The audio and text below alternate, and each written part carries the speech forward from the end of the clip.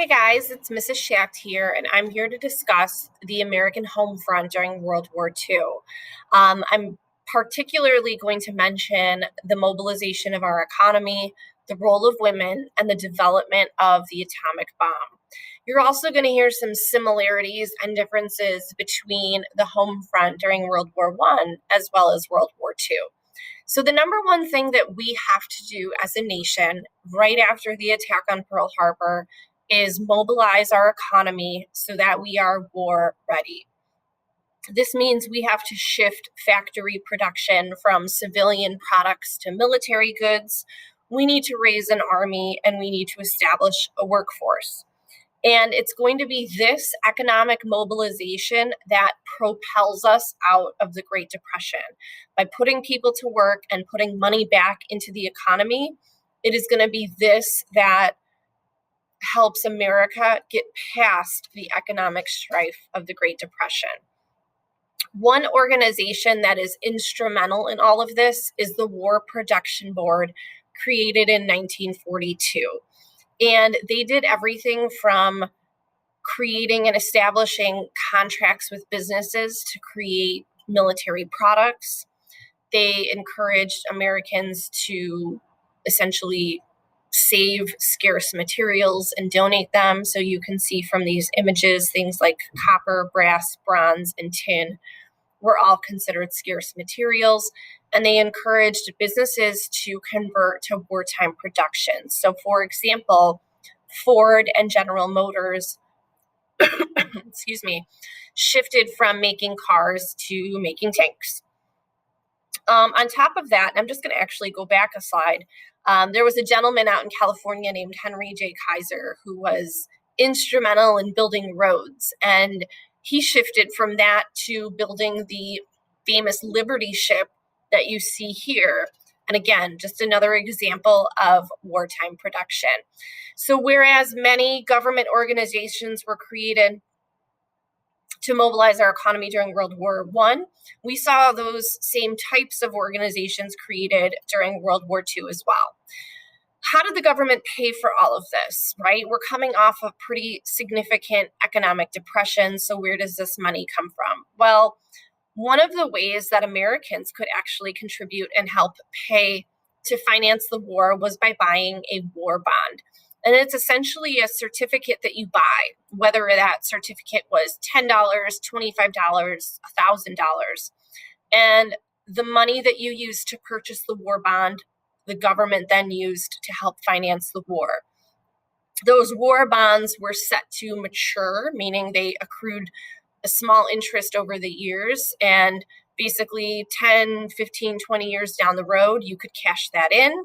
Over 85 million war bonds were purchased, which equated to about $135 billion.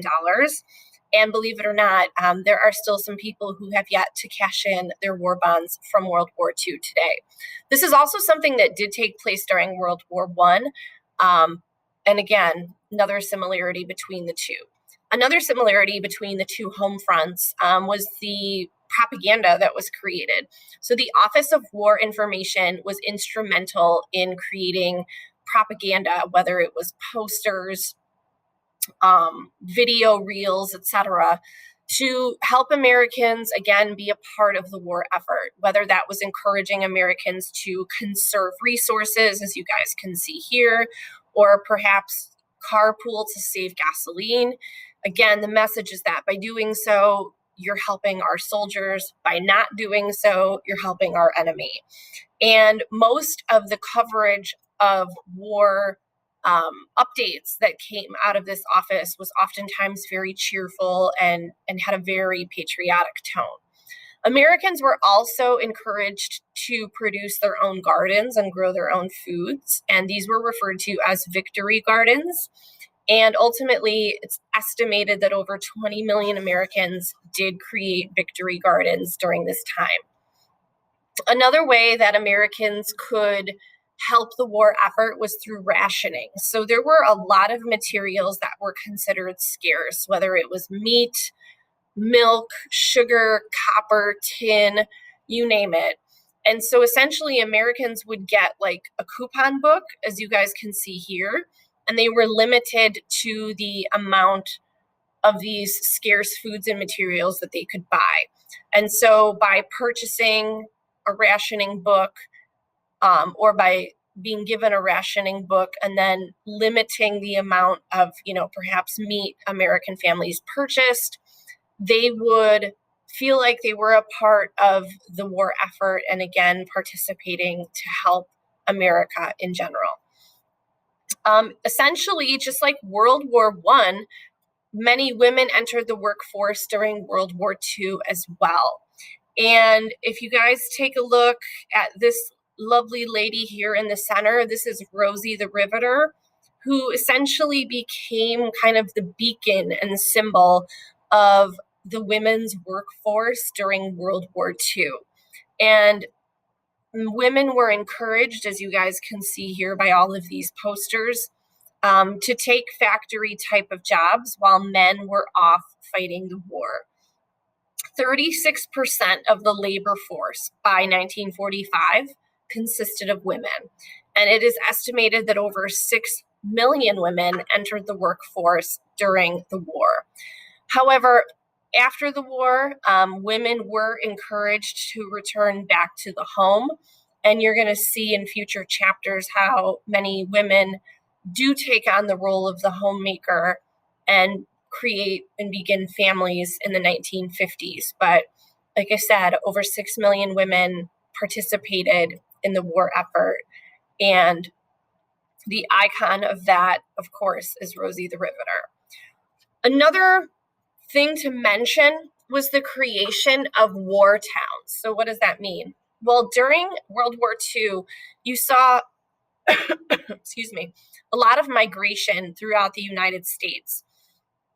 And it is estimated that approximately 15 million Americans changed residences during this time, whether that was families moving to military bases or families moving to jobs that were created for the war effort. You can see the various migrations taking shape. And you'll notice a lot of people moved out west. California in particular saw the biggest increase in new residents during World War II, and a lot of wartime production took place out in California. Of course, you also see the migration of African Americans from the South to the North to take factory jobs as well. But like I said, probably the biggest migration was people out to California to work jobs for the war effort. And California saw 3 million new residents during this time. Cities like New York, Chicago, Detroit, various cities in Ohio also saw increases because there were so many industrial jobs as well.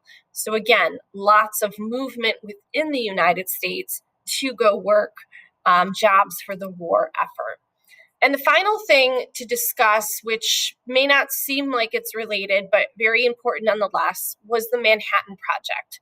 So the Manhattan Project was the top secret project to develop a nuclear weapon, and it was first commissioned in 1942. It was so top secret that members of Congress, high-ranking cabinet officials, had no knowledge of this. When FDR passed away in 1945 and his vice president, Harry Truman, took office, he was first notified of the Manhattan Project after becoming president. So even the sitting vice president of the United States had no knowledge of the Manhattan Project. But as you can see, there were multiple sites across the nation, and each site contributed to the development of the atomic bomb. One of the local, as you can see here, local locations was at the University of Chicago. Due to knowledge from, renowned scientists like Albert Einstein, the Manhattan Project, like I said, was commissioned. Over $2 billion was spent on the development of the atomic bomb, and the Manhattan Project employed approximately 120,000 people. These are all, again, top secret locations. if you worked on the Manhattan Project, chances were you didn't tell anyone that that was your real job. And there were 37 sites across 19 states. Now, the first official test took place on July 16th, 1945 in Los Alamos, New Mexico. By the way, this is J. Robert Oppenheimer, who was one of the top commissioners of the Manhattan Project.